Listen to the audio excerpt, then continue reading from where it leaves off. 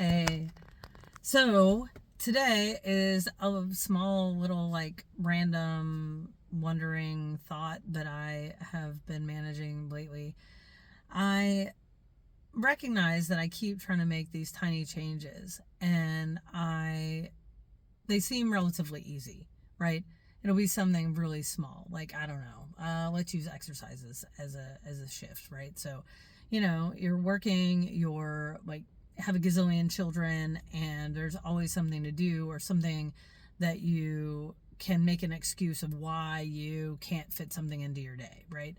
And so, I was like, oh, I will start by just doing, things that will strengthen my knees and my ankles and increase flexibility. So nothing crazy, 5 minutes of activities that will work on that flexibility because I'm just on a mission to try and do things that will make, work with my body to be a little bit more flexible as I get older because, right, that is tied to falling and all these things whenever I get a lot older. Anyway, so I say all that not because I think you care one bit about actual flexibility or any of those things, because I am not here for all that. What I did realize though is that I was doing tiny things that would sabotage it.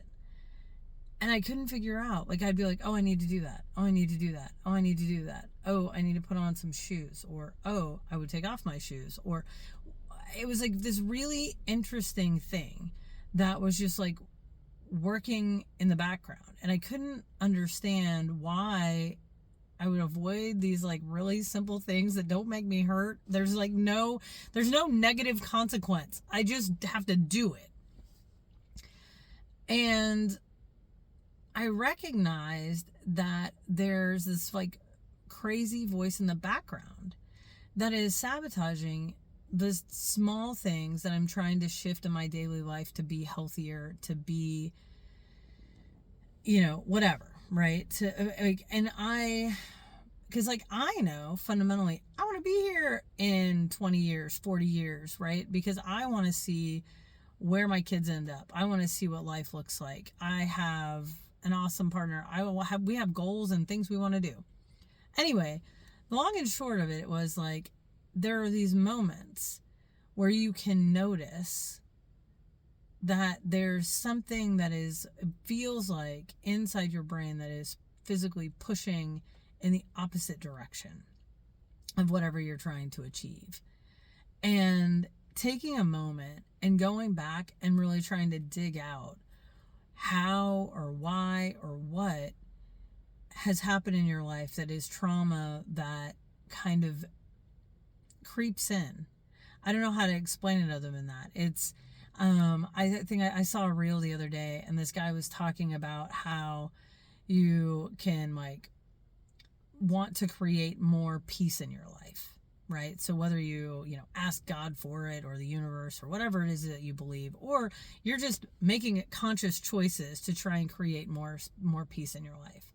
Because you've pointed out that you want more peace in your life, it's like your brain automatically points out how chaotic things are or all the chaos in your life. And I think there's the same kinds of things that happen when you try and make tweaks to your life. So I don't know. I've heard a lot of women who are like, I know that as soon as I, exercise and get in shape and I have the body that I want to have, the first person who notices and compliments me, I notice that a day or two later, I've eaten 2 gallons of ice cream. And you're like, what? Why would someone being kind to you and complimenting you make that happen?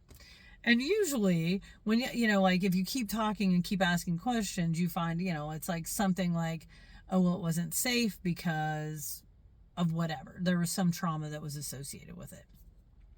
And so I'm starting to realize that even though I'm trying to make choices not out of fear, your brain is programmed to still sabotage these things, because even though you maybe have picked up, it's I know I've talked about this in other videos, or at least I thought about posting it and I maybe didn't, but it feels like as we go through trauma work and as we start to investigate past hurts, right? We'll pick it up, kind of like a rock, and we'll move it around and we'll look at it and then we'll set it back down. And we'll think, oh my gosh, I looked at this rock. I know every inch of this rock. I know, every nuance. And you set it down and you're like, I really think that this time was the time.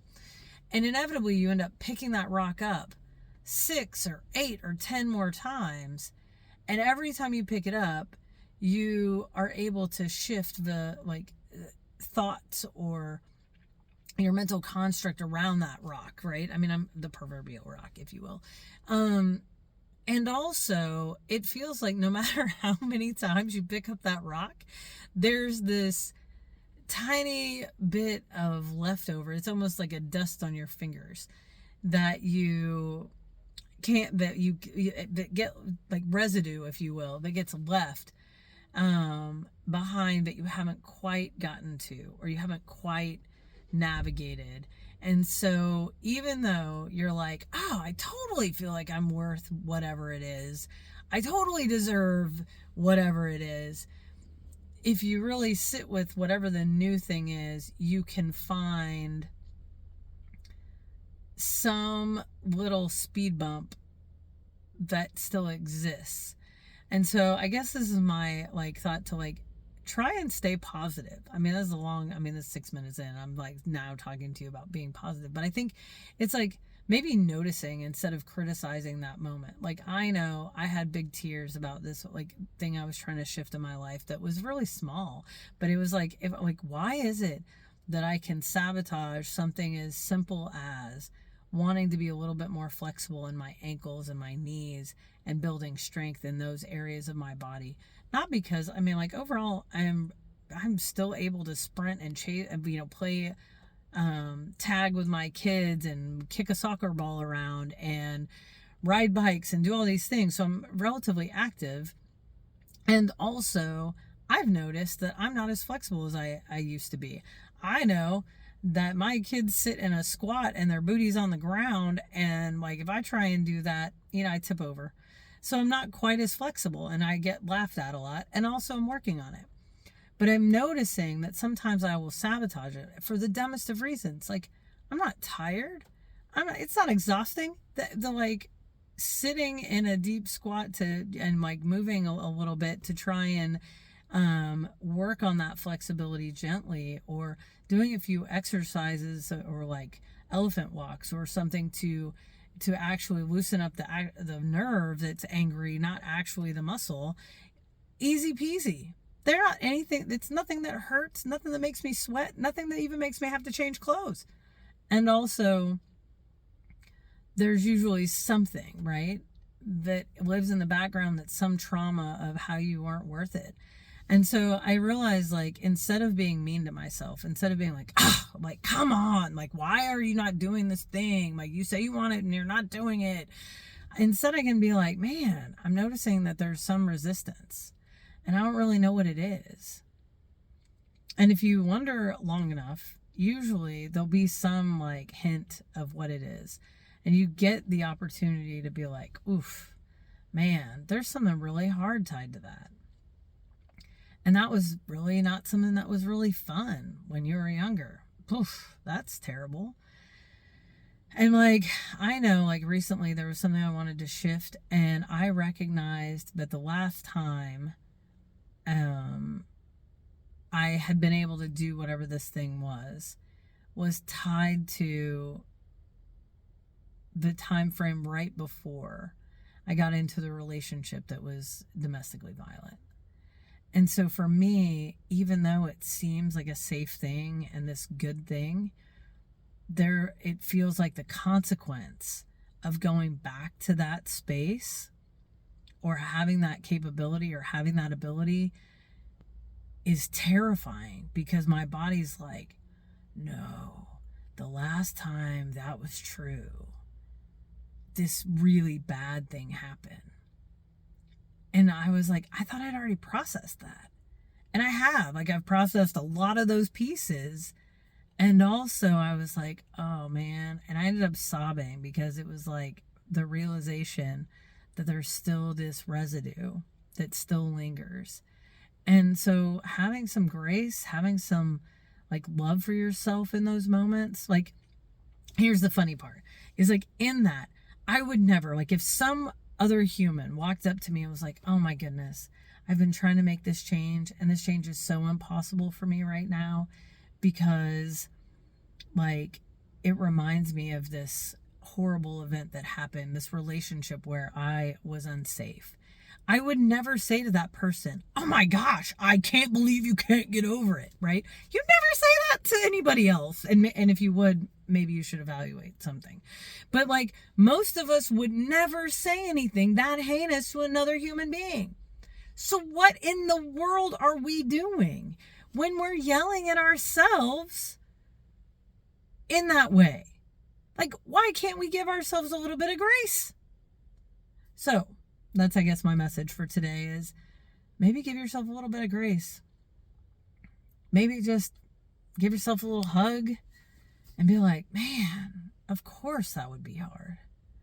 And also, you're safe. And if you're not safe, then that's the first step. Because you can't love yourself and like squeeze yourself and tell yourself you're safe if you're not. But at the point at which you walk away and you are safe, you can give yourself that squeeze. And you can be like, man, we're safe now. We don't have to do it the way we used to. And even if that was true back then, we know that we have good boundaries now because we're like practicing setting those boundaries. I mean, I've already like recorded a video about boundaries and how challenging they can be. And how even when you are capable of setting them in some circumstances and not others, you get to keep practicing. And it's not a perfect art. Like we have been taught as a society for the most part, especially women, that we're supposed to people please. We are not supposed to have boundaries. We are supposed to accommodate everybody else's needs outside of our own. And so it's why asking for help seems impossible. And also when you can, it's amazing. So anyway, so give yourself grace. Until next time.